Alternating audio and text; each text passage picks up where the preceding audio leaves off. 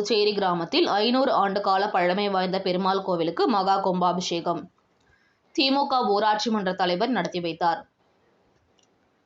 காரணை புதுச்சேரி கிராமத்தில் உள்ள 500 ஆண்டு கால பழமை வாய்ந்த பெருமாள் கோவிலுக்கு மகா கும்பாபிஷேகம் வெகு விமர்சையாக நடைபெற்றது.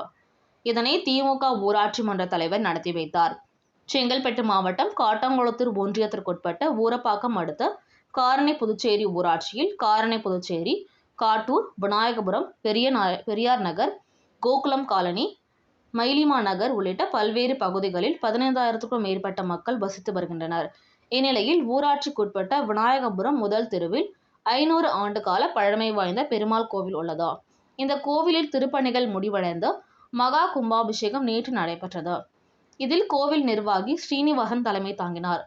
இதில் பெருமாள் கோவிலில் உள்ள அருள்மிகு ஸ்ரீ விக்ன விநாயகர் மற்றும் ஸ்ரீ லட்சுமி நாராயண சுவாமி, சொர்க்கவாசல், ஸ்ரீ பாலமுருகர், ஸ்ரீ விஷ்ணு துர்க்கை, ஸ்ரீ நாகதேவதை, ஸ்ரீ ஆஞ்சநேயர் மற்றும் ஸ்ரீ நவகிரக சன்னிதானங்கள், கோ பூஜை, விஸ்வரூபம், சதுர்சன அர்ச்சனம், துவார கும்ப மண்டல பிம்ம அக்னி ஆராதனை, சாந்தி ஓமம், மகா பூர்ணஹதி, யத்ரதானம் உள்ளிட்ட பல்வேறு பூஜைகள் செய்யப்பட்டு யாக கலசங்களுடன் புறப்பட்டு பெருமாளுக்கு புனித நீர் ஊற்றப்பட்டது.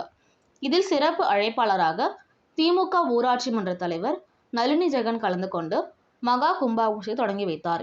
பக்தர்கள் மற்றும் பொதுமக்களுக்கு அன்னதானம் வழங்கினார். இதில் 1000க்கும் மேற்பட்ட பக்தர்கள் மற்றும் பொதுமக்கள் கலந்து கொண்டு பெருமாள் தரிசனம் செய்தனர்.